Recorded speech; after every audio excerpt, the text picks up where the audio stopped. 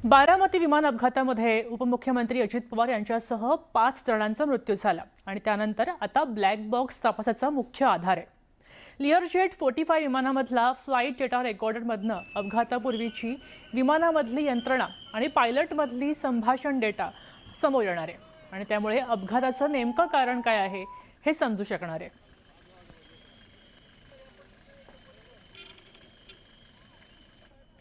ग्राफिक्सच्या माध्यमातून आपण पाहून घेऊया कशा प्रकारचं होतं। विमानामध्ये अत्यंत महत्त्वाचं हे उपकरण असतं।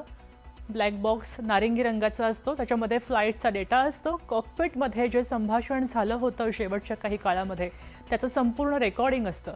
त्याचबरोबर विमानाच्या शेफ्टीकडचा जो भाग असतो टेल म्हणतो आपण त्याला, त्या भागामध्ये हे ठेवलं गेलेलं असतं। कुठलाही मोठा आघात सहन करण्याची क्षमता या रेकॉर्डरची असते, त्याला सहसा धक्का लागत नाही आणि म्हणूनच ते शेफ्टीकडच्या भागात असतं आणि म्हणूनच अपघातानंतर सुद्धा हा डेटा सुरक्षित राहू शकतो।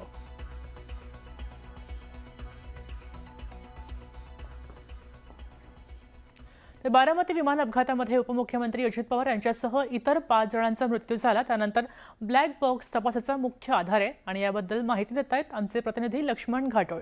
पाहूया। अजित पवारांच्या विमानाचा अपघात का झाला, कसा झाला आणि कशामुळे झाला असे अनेक प्रश्न या अपघातानंतर उपस्थित केले जात आहे।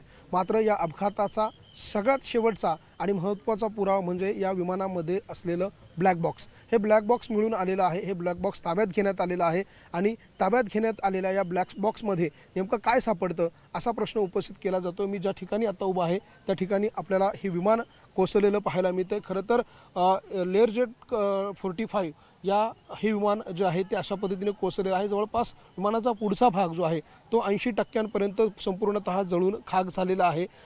DGCAने हा ब्लॅक बॉक्स जो आहे तो या विमानातून ताब्यात घेतलेला आहे आणि त्याचा तपास, त्याची चौकशी जी आहे ती या सगळ्यामध्ये केली जाते। त्यामुळे DGCAच्या अहवालामध्ये नेमकं काय समोर येतं, ब्लॅक बॉक्समध्ये नेमकं काय होतं याचा तपास जो आहे तो केला जातोय। हा ब्लॅक बॉक्स ताब्यात घेतल्यानंतर त्याची चौकशी किंवा त्याची तपासणी ज्यावेळेला केली जाईल त्यानंतर या अपघाताचं नेमकं कारण काय आहे ते समोर येईल। प्रथमदर्शनी तर असं सांगितलं जातं की हे विमान ज्यावेळेला या रनवेवरती आलं त्यावेळेला या विमानानं आजूबाजूला घिरट्या घातल्या, अर्थात विमान आल्यानंतर एकाच वेळेला ते रनवेवर उतरतं। मात्र यावेळेला असं घडलं नाही, तर यावेळेला हे विमान आल्यानंतर या विमानाने रनवेच्या आजूबाजूला 2 राऊंड मारले आणि तिसऱ्या राऊंडला हे विमान लँडिंग करत असताना थेट खाली पडलं आणि त्यानंतर त्याचा अपघात झाला।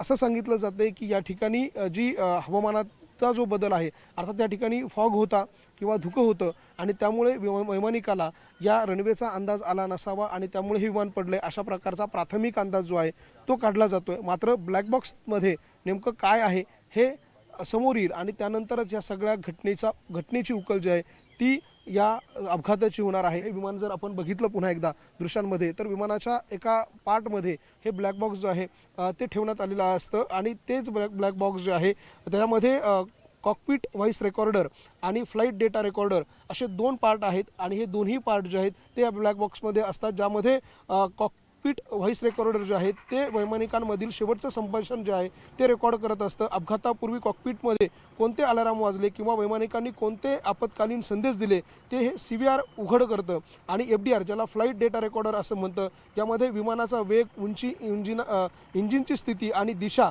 यासारख्या तांत्रिक डेटा जो आहे तो यामध्ये असतो आणि या दोघांचं मिळून ब्लॅक बॉक्स असं नाव जे आहे ते देण्यात आलेलं आहे आणि तोच ब्लॅक बॉक्स ज्यावेळेला उघड होईल, समोर येईल, त्यानंतर मात्र या अपघाताचं खरं कारण जे आहे ते समोर येईल। मात्र अजित पवारांच्या अपघातावर जे वेगवेगळे प्रश्न उपस्थित केले जात आहे, हा अपघात विमानातल्या तांत्रिक बिघाडामुळे होता की हवामानातल्या खराबीमुळे होता, याची सगळी उत्तरं जी आहे ती या ब्लॅक बॉक्सच्या अहवालानंतर, रिपोर्टनंतरच समोर येईल। व्हिडिओ जर्नलिस्ट हेमंत बागुलसह लक्ष्मण घाटोळ, न्यूज 18 मराठी, बारामती। लक्ष्मण यांनी आपल्याला अपघाताची नेमकी जागा दाखवली। दरम्यान हा अपघात नेमका कसा झाला ते आपण ग्राफिक्सच्या माध्यमातून पाहूया। विमान धावपट्टीच्या अंतिम टप्प्यावर आल्याचा वैज्ञानिकाचा संदेश आला आणि धावपट्टी स्पष्ट दिसत नाही तेव्हा विमान उतरवण्यात अपयश येतंय। वैमानिकानं धावपट्टीला एक गोलाकार चक्करही मारली। विमानाच्या स्थितीविषयी विचारणा केली गेली। विमान धावपट्टीच्या अंतिम टप्प्यावर असलं होतं असंही सांगितलं। धावपट्टी दिसते का अशीही विचारणा केली गेली। धावपट्टी दिसत नाही असं उत्तर आलं। विमानातनं हे उत्तर कळवलं गेलं। धावपट्टी दिसल्यावर कळवतो असंही उत्तर पुढे दिलं गेलं। तर काही सेकंदांनंतर धावपट्टी दिसते असा संदेश वैमानिकानं दिला. हा संदेश दिला ती वेळ होती 8:43 तेव्हा विमान उतरवा अशा सूचना त्यांना दिल्या गेल्या. पण विमानातनं या प्रश्नावर कोणताही प्रतिसाद आला नाही आणि 8:44 ATC कर्मचाऱ्यांना धावपट्टी लगत आग दिसली. अगदी 1 मिनिटाचा हा खेळ होता. धावपट्टीच्या सुरुवातीच्याच डाव्या बाजूला विमान कोसळलं.